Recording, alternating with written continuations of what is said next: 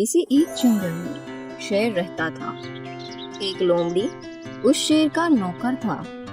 नौकरी के बदले शेर शिकार करने के बाद जो कुछ भी बचता था वो लोमड़ी को दे देता था।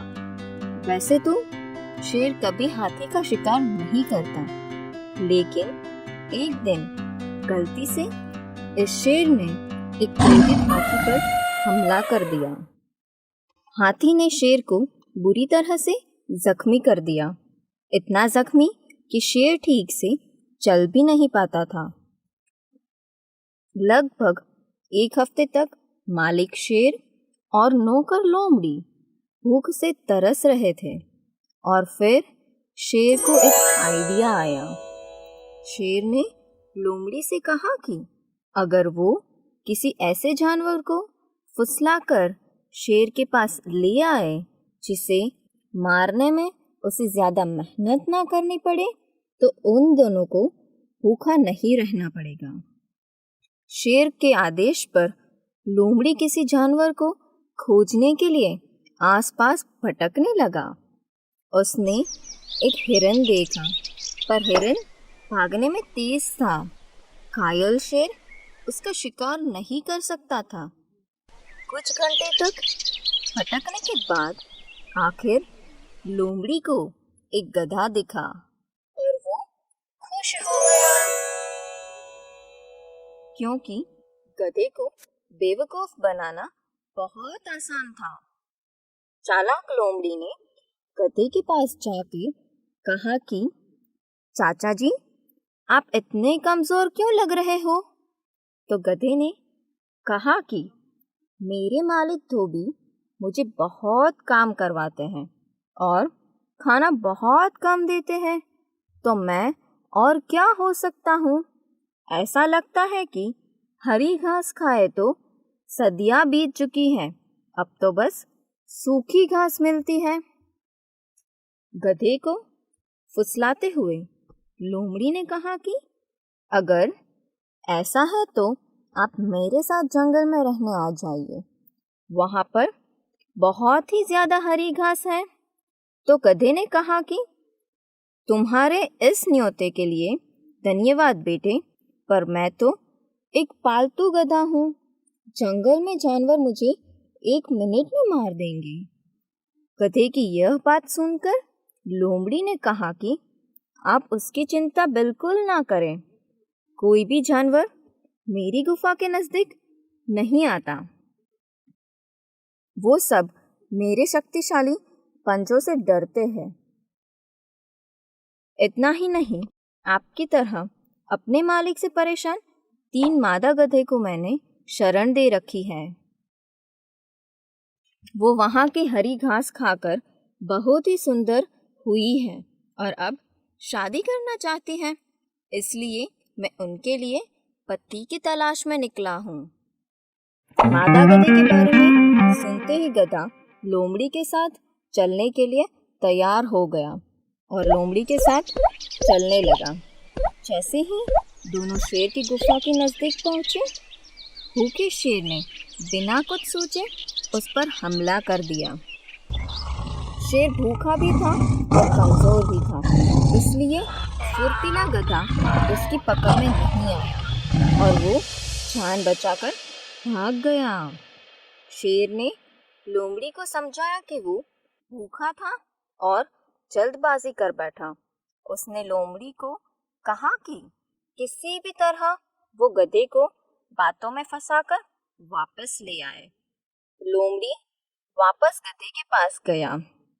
लोमड़ी को देखकर पहले तो गधा चिल्लाया कि लोमड़ी ने उसे कहाँ फंसा दिया, वो तो मरते मरते बचा।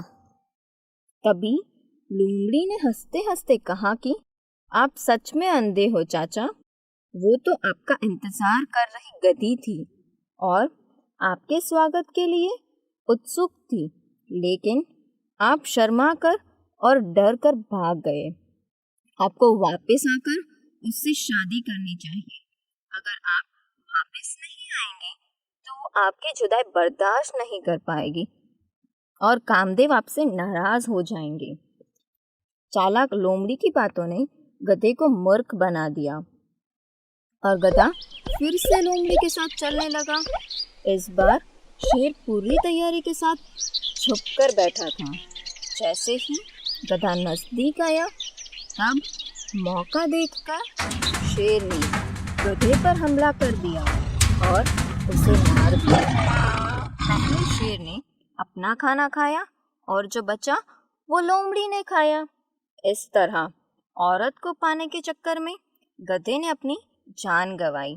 इस कहानी से हमें यह सीख मिलती है कि सिर्फ धन की ही नहीं बल्कि किसी भी चीज की लालच आपके लिए कभी भी जानलेवा हो सकती है।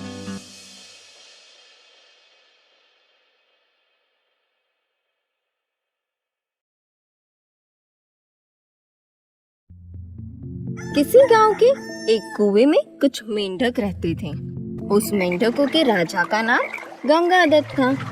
लेकिन गंगादत्त की उनके कुछ रिश्तेदारों से बनती नहीं थी, क्योंकि वो लोग गंगादत्त के साथ ठीक से व्यवहार नहीं करते थे। एक दिन गंगादत्त ने अपनी पत्नी से कहा कि वो उन सभी को देख लेता जो अपने राजा की इज्जत नहीं करते। इस बात पर गंगादत्त की पत्नी ने गंगादत्त को समझाते हुए कहा कि उन लोगों को सबक सिखाने के चक्कर में आप कहीं अपने आप के लिए तकलीफ खड़ी ना कर दें। लेकिन गंगादत्त ने अपनी पत्नी की बात नहीं सुनी। वो कुएं से पानी निकालने के सरखे पर कूद कूद के कुएं से बाहर आया। कुएं से बाहर आते ही उसने देखा कि प्रियदर्शन नाम का एक सांप अपने बिल के अंदर जा रहा था। गंगादत्त ने सोचा कि वो इस सांप को दावत पर बुलाएगा और उससे कहेगा कि वो उनको तंग करने वाले रिश्तेदारों को खा जाए। गंगादत्त सांप के बिल के पास गया और उसे बाहर आने को आवाज लगाई। पहले तो प्रियदर्शन ने सोचा कि ना तो ये आवाज किसी सांप की है और ना ही उसका कोई दोस्त है, तो पक्का वो सपेरा होना चाहिए। ऐसा सोचकर प्रियदर्शन ने कोई जवाब नहीं दिया। तभी फिर से आवाज आई कि हे प्रियदर्शन, मैं मेंढकों का राजा गंगादत्त हूँ। मैं तुमसे दोस्ती करने आया हूँ। यह सुनकर प्रियदर्शन ने कहा कि यह नामुमकिन है। आग और पानी की दोस्ती नहीं हो सकती। प्रियदर्शन को जवाब देते हुए गंगादत्त ने कहा कि माना कि हम जन्मजात शत्रु हैं, पर मैं चाहता हूँ कि तुम मेरे दुश्मनों को खा जाओ। प्रियदर्शन ने पूछा कि उनके दुश्मन कौन है?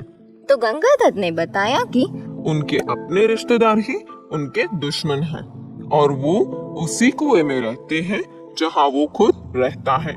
गंगादत्त की इस बात पर आपत्ति जताते हुए प्रियदर्शन ने कहा कि अगर तुम कुएं में रहते हो तो मैं कैसे तुम्हारे साथ आ सकता हूँ, और अगर आ भी गया तो जब तक मैं तुम्हारे दुश्मनों को मारूंगा तब तक मैं कहाँ रहूंगा। प्रियदर्शन के इस समस्या का समाधान बताते हुए गंगादत्त ने कहा कि मैं तुम्हें कुएं में जाने का रास्ता भी बताऊंगा और वहाँ पानी की सतह से ऊपर रहने के लिए जगह भी बताऊंगा। थोड़ी देर तक प्रियदर्शन ने सोचा कि वो बुढ़ा हो चुका है और अब चूहे पकड़ना भी मुश्किल होता है, तो अब उसे गंगादत्त का न्योता मान लेना चाहिए। इतना सोचकर वो गंगादत्त के साथ जाने के लिए तैयार हुआ। लेकिन गंगादत्त ने शर्त रखी कि वो सिर्फ उसके दुश्मनों को खाएगा और गंगादत्त और उसके परिवार को नहीं खाएगा। फिर गंगादत्त प्रियदर्शन को अपने साथ कुएं में ले गया। कुएं में रहने के लिए उसे एक बिल भी दिखाया और गंगादत्त ने उसे उनके दुश्मन मेंढक भी बताए। यह सब करके गंगादत्त खुश था कि अब उनके सारे दुश्मन एक एक करके खत्म हो जाएंगे और कुछ दिनों में प्रियदर्शन सभी मेंढकों को खा गया। अब वहाँ गंगादत्त के परिवार और उनके कुछ दोस्तों के अलावा कोई भी नहीं था। तो गंगादत्त ने प्रियदर्शन को बताया कि अब वो जमीन पर अपने बिल में जा सकता है। तो प्रियदर्शन ने कहा कि अब तो वो बिल किसी और सांप ने हथिया लिया होगा, इसलिए मुझे यहाँ रहना ही होगा और तुम मुझे यहाँ ले आए हो, इसलिए तुम्हें ही मेरे खुराक का बंदोबस्त करना पड़ेगा। तुम्हें तुम्हारे दोस्त या फिर परिवार में से मुझे हर रोज एक मेंढक खाने देना होगा। अगर तुमने ऐसा नहीं किया तो मैं सबको एक साथ खा जाऊंगा। अब गंगादत्त को उसकी गलती का एहसास हुआ, पर तब तक तो प्रियदर्शन ने गंगादत्त के दोस्तों को खाना शुरू भी कर दिया था। और एक दिन तो प्रियदर्शन गंगादत्त के बेटे को ही खा गया और गंगादत्त कुछ नहीं कर पाया। गंगादत्त की पत्नी ने गंगादत्त को कुएं से भाग जाने की और किसी तरह प्रियदर्शन को हराने की योजना बनाने की सलाह दी। कुछ दिन बीत गए और गंगादत्त कोई योजना नहीं बना पाया और अब तो कुएं में सिर्फ गंगादत्त ही बचा था। प्रियदर्शन ने गंगादत्त से कहा कि अब तो वो उसे भी खा जाएगा। तो गंगादत्त ने कहा कि अगर तुम चाहो तो मैं बाहर जाकर दूसरे कुएं से सभी मेंढकों को तुम्हारे लिए ले आऊंगा। प्रियदर्शन ने गंगादत्त की बात मानी और वो उसी पल कुएं से निकलकर भाग गया और सोचने लगा कि अब वो किसी और कुएं में जाकर रहेगा। कुछ दिन बीत गए पर गंगादत्त वापस नहीं आया। तो प्रियदर्शन कुएं में रहती एक बूढ़ी छिपकली से कहा कि मोहतरमा, आप और गंगादत्त पुराने मित्र हैं। आप उसे ढूंढिए और कहिए कि वो वापस आ जाए। अगर वो दूसरे मेंढकों का बंदोबस्त नहीं कर पाया तो भी उसे नुकसान नहीं पहुंचाऊंगा। बस वो वापस आ जाए, मैं उसके बिना नहीं रह सकता। अपने पड़ोस के सभी कुएं देखने के बाद छिपकली को गंगादत्त मिल गया और उसने गंगादत्त को बताया कि उसका दोस्त प्रियदर्शन आतुरता से उसके आने का इंतजार कर रहा है। तभी गंगादत्त ने कहा कि एक मेंढक किसी भूखे सांप का भरोसा नहीं कर सकता। मुझे मेरी सजा और सबक दोनों मिल गए हैं। इस कहानी से हमें यह सीख मिलती है कि अपने कितने भी तंग कर ले पर वो पराये जितने जालिम कभी नहीं हो सकते।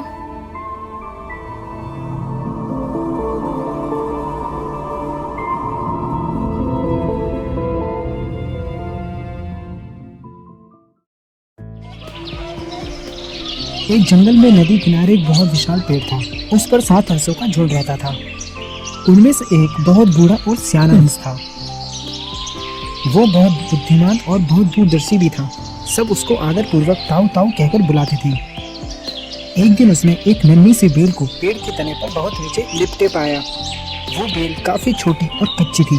वो बूढ़ा हंस उस बेल को इस प्रकार देख रहा था कि मानो ताऊ ने साक्षात यमराज के दर्शन कर लिए हो। फिर ताऊ ने उस बेल को उखाड़ने की सोची। वह बड़ी हैरानी से बोला, हे इस बार ये बेल यहाँ कैसे उग गई? अगर ये बेल बड़ी हो गई तो ये हमारे झुंड के लिए बहुत बड़ा खतरा होगा और कोई भी जीवित नहीं बचेगा। नहीं, मैं ऐसा नहीं होने।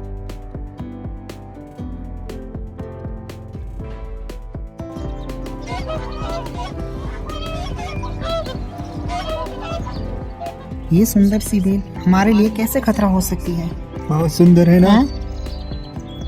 तुम सोच रही होगे कि ये सुंदर सी बेल हमें कैसे नष्ट कर सकती है। क्यों? सही कहा ना? हाँ ताऊ, मुझे अब भी समझ नहीं आ रहा कि ये बेल हमें कैसे नष्ट कर सकती है। बेटा, समझने के लिए एक पल ही काफी होता है। आज या कल समझ ही जाओगे। सुनो दोस्त, क्या तुम्हें नहीं लगता कि ताऊ का दिमाग बुढ़ापे में कमजोर हो गया है? हाँ भाई, तुमने ये बात तो सही कही। हाँ देखो तो, अभी उस बेचारे हंस को अपना ज्ञान सुनाना शुरू कर दिया।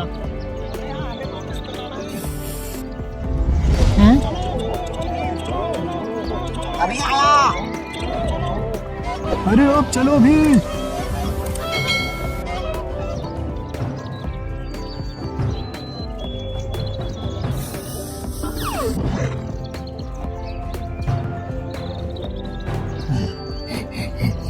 बाल बचे। अगर वो मुझे देख लेते तो बहुत बड़ी समस्या हो जाती। मैं जल्दी से जाल लेकर आता हूँ और पेड़ पर बिछा देता हूँ। शिकारी अपना जाल लेकर आया और पेड़ के निकट आ खड़ा हुआ। ओहो, कितना विशाल पेड़ है। चलो, अच्छा है कि इस पर चढ़ने के लिए पेड़ भी है। अब जल्दी से इस पर चढ़ता हूँ और जाल बिछा देता हूँ। फिर शिकारी बेल की सहायता से पेड़ पर चढ़ा और जाल बिछा दिया।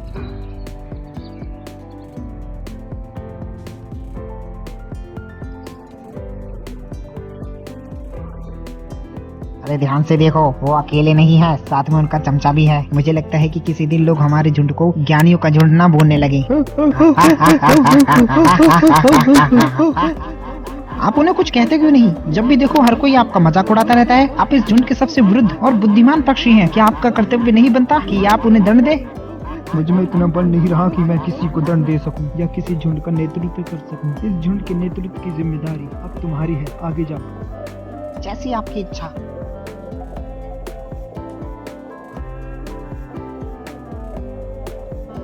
सांझ होते ही सारे हंस लौट आए। जैसे ही पेड़ पर उतरे, हैं? हैं? तो सारे हंस एक एक करके बहेलिए के जाल में फंस गए।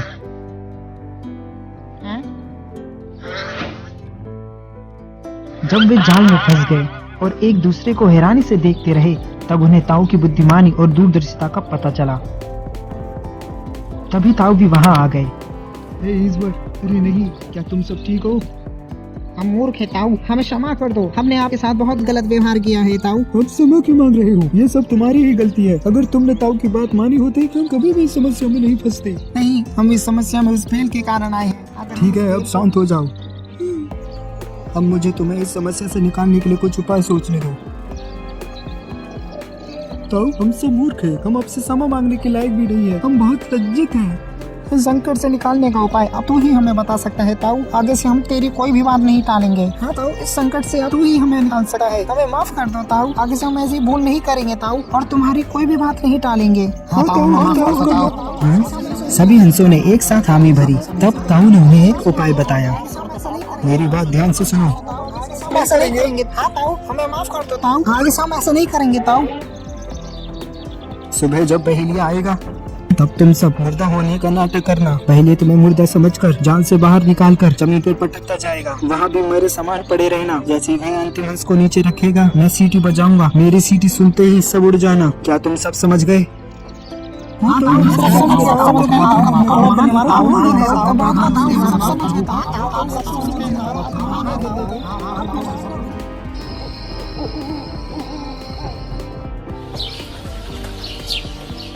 सुबह हो चुकी थी। सबको बहेलिये के आने की प्रतीक्षा थी। और जब बहेलिया आया तो हंसों को मारा देख हैरान हो गया, क्योंकि हंसों ने वैसा ही किया था जैसा ताऊ ने समझाया था। अरे नहीं, ये कैसे मर गई? अरे बाप रे बाप, अब इन मरे हंसों का मैं क्या करूँगा? इन हंसों को फेंकने के अलावा और कोई उपाय नहीं है। बहेलिये ने जाल उतारा और सचमुच ही हंसों को मुर्दा समझकर जमीन पर पटकता गया।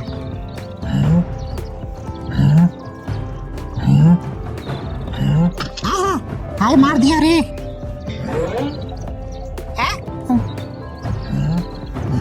जैसे ही बहेलिये ने आखिरी हंस को निकाला, ताऊ ने तुरंत सीटी बजाना शुरू कर दिया। बहेलिये ने हैरानी से जैसे ही ऊपर देखा तो सारे हंस एक साथ उड़ गए।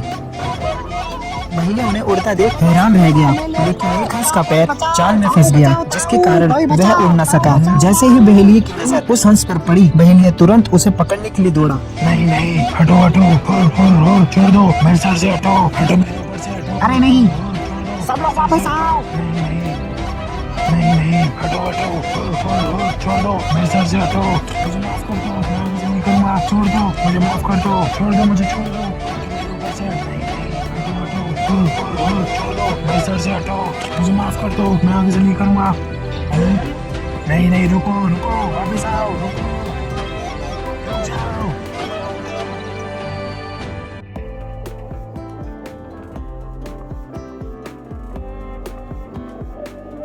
और इस तरह सभी हंस ताऊ की अनुभवता और ज्ञान की बदौलत उस बहेलिये के जाल से निकलकर प्राण बचा पाए। और उस दिन से किसी भी हंस ने ताऊ की बात नहीं टाली। इस कहानी से आपको क्या शिक्षा मिलती है? यही कि हमें कभी भी अपने से बड़े बुजुर्गों का अपमान नहीं करना चाहिए, क्योंकि उनके पास मनुष्य की उन सभी समस्याओं का समाधान होता है जिनसे उनका अपने जीवन में सामना हुआ था और उनका हल निकाला था। और कभी भी बुजुर्गों या विद्वानों की सलाह को गंभीरता से लेनी ही चाहिए, वरना आप भी किसी दुष्ट के जाल में फंस सकते हैं।